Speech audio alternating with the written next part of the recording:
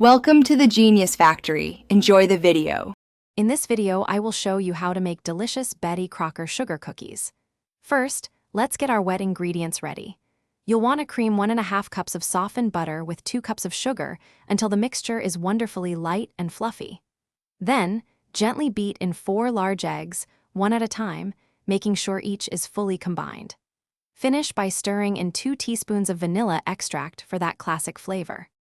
Now let's bring everything together. In a separate bowl, combine 5 cups of all-purpose flour, 2 teaspoons of baking powder, and 2 teaspoons of salt.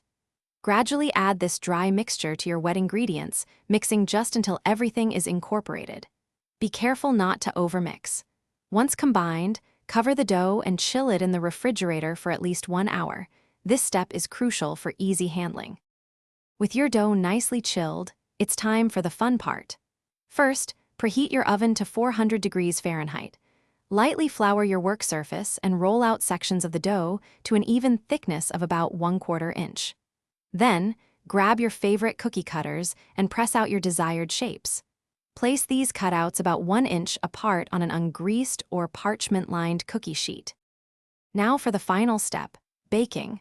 Place your cookie sheets into the preheated oven and bake for 6 to 8 minutes. Keep an eye on them. You want the edges to be just a light golden brown. Once baked, remove the sheets and let the cookies rest for 2 minutes before carefully transferring them to a wire rack. Allow them to cool completely before adding any decorations or storing them in an airtight container. Thanks for watching. If you found this helpful, don't forget to like and subscribe.